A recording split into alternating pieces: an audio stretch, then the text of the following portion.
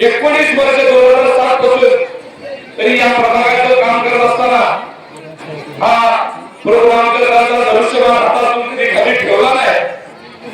आणि आता तुम्हाला माहित आहे या प्रभागामध्ये कशा पद्धतीचं राजकारण झालं. समोरच्या उमेदवाराला चांगलं माहित होतं की आताचं इलेक्शन त्यांना सोपं नाही आहे, म्हणून त्यांनी कशा पद्धतीची खेळी केली.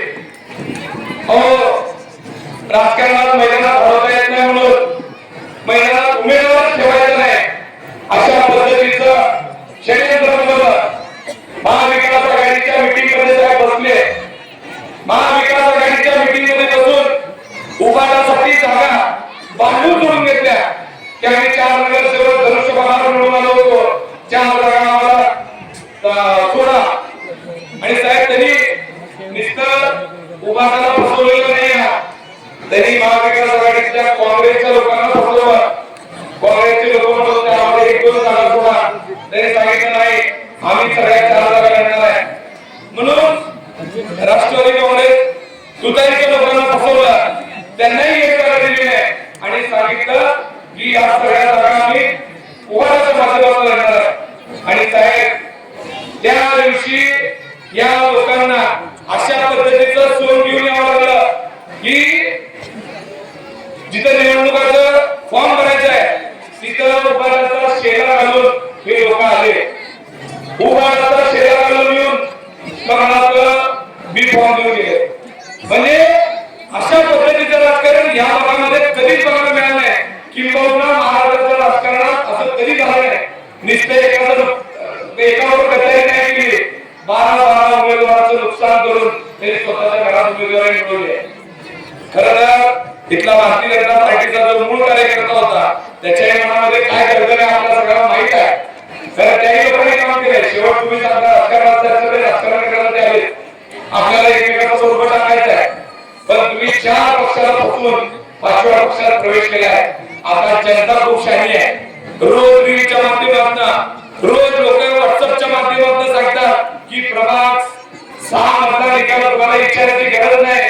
आज इथं या चौकात पाटील सभा झाली, इथे येऊन बघाय का कशा पद्धतीनं सगळ्या जाती धर्माच्या मागण्या इथं मला शैवाला त्यांच्या पायाला आशीर्वाद देण्यासाठी जमलेले. हे काय फक्त एका समाजातून आलेली लोक नाही, मला पण माहितीच आहे या इथं मराठा समाजाचं मोठ्या प्रमाणामध्ये मतदान आहे. मी सुद्धा जरंगे पाटलांचं आंदोलन बसून ते सगळ्या चळवळीमध्ये मराठा समाजासाठी अहोरात्र काम करणारा कार्यकर्ता. पण मनोज शर्मा ज्या पद्धतीने या भागामध्ये काम केलं आहे, मनोज शर्मांनी कधी जातीपातीचं राजकारण केलं नाही. मनोज शर्मांनी कधीच कुठल्याला मैत्री करत असताना मदत करत असताना त्या माणसाची चाल बघितली नाही. अशा पद्धतीचं मैत्रीच्या तुलनेचा राजा मनोज वागवणार नाही. या मनोज शर्माला मोहोळमध्ये जाऊन मोहोळच्या लोकांनी 52,000 मतं दिलेले. ही काय सोपी तोंडाची गोष्ट आहे. या उमेदवाराने आमदार केलं बघितले समोरच्या त्यांचं डिपॉझिट चालत आहे आणि मनोज शर्मा तुला इथून सोलापूर सोडून मोहोळमध्ये जाऊन गेला आणि माझ्या पट्ट्याला त्यावेळेस बाळासाहेबांच्या आशीर्वादाने 52,000 मतं पडली. ही काय मामूली गोष्ट आहे. तुम्ही आमदार लोक आहे. एका नगरसेवकाला सोलापूरला जाऊन 52,000 मतं पडत असतील तर ती खऱ्या अर्थाने त्याची कमवली मतं. त्या मोहोळ मतदारसंघामध्ये मराठा समाजाची सगळ्यात मोठं प्रमुख आहे. त्या लोकांनी स्वीकारलंय.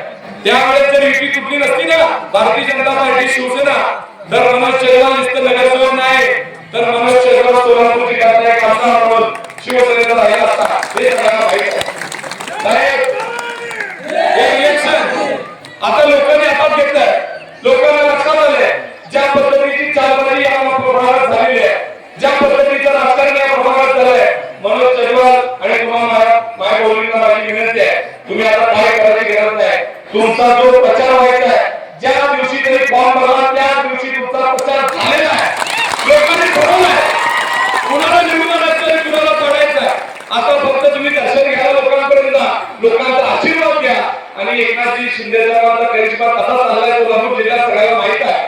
भारतीय जनता पार्टीला या परवाची नगरपालिका झाली त्याच्यामध्ये कशा पद्धतीने शिवसेनेला दुधनी पासून मेत्रे साहेबांनी लावलेला झेंडा सांगोला पर्यंत कसा लागलाय हे सगळ्या सोलापूरकरांना माहित आहे. त्याच्यामुळे जे नगरपालिकेच्या इलेक्शन मध्ये झालंय त्याची पुनरावृत्ती आता सोलापूर महानगरपालिकेमध्ये झाल्याशिवाय राहणार नाही. त्यावेळेस तर शिंदे साहेब एकटे रडले. आता आपल्यासोबत अजितदादा पवार जे नेतृत्व कणखर नेतृत्व म्हणून या महाराष्ट्रात ओळखलं जात आहे असे अजितदादा पवार आणि एकनाथजी शिंदे साहेब असे दोन नेते आपण एकत्रित करून सोलापूर महानगरपालिका राष्ट्रवादी काँग्रेस आणि शिवसेना एकत्रित लढतोय. त्यामुळे मला विश्वास आहे सोलापूरच्या जनतेने ठरवलेलं आहे अजितदादा पवार आणि एकनाथजी शिंदे साहेबांच्या विचाराने काम करणाऱ्या दोन्ही पक्षाच्या लोकांना निवडून देतील आणि प्रभाग 6 असेल प्रभाग 7 असेल जिथं जिथं आपण ताकदीने लढतोय तिथं आपण सगळ्यात जास्त मताधिक्याने निवडून येऊ. प्रभाग 6 मध्ये तर मी एवढंच सांगतो माझ्या मानवाने पहिले आपण काही गोष्टी तुम्हाला माहित आहे पैशाला आम्ही दाखवलं जाईल कुणाला भीती दाखवली जाईल कुणाला जातीचा काही गोष्टी सांगितल्या जातील पण लोक लक्षात येतो लोकांना आता गोल टापा कधी चालणार नाही. तुम्ही त्यांचे पैसे घ्या पैसे भरपूर कमवले तरी तुम्हाला माहित आहे पैसे भरपूर कमवले पैसे कशा पद्धतीने कमवले तुम्हाला माहित आहे. आता फक्त त्यांचे पैसे नक्की घ्या पण मतदान शिवसेना धनुष्यबाणाच्या उमेदवाराला करा आणि हा कार्यकिल्ला आहे हा कार्यकिल्ला शिवसेनेचा आहे हा आबाधित ठेवा. एवढं मी या सगळ्या मायबाबांना युवकांना विनंती करतो. तुम्ही कुणी घालू नका कुणी दहशतीत राहू नका असं कारण सांगतो. ही स्टेजवर बसलेले मित्रे साहेब असतील कदम साहेब असतील नाना साहेब ही मंडळी संघर्ष करत जिंकले आणि आपल्या सगळ्याच्या पाठीमागे आपला बाप म्हणजे एकनाथजी शिंदे साहेब आहे. त्याच्यामुळे कुणाला आपल्याला घालायची गरज नाही. एवढं सांगतो आणि थांबतो. जय हिंद जय महाराष्ट्र.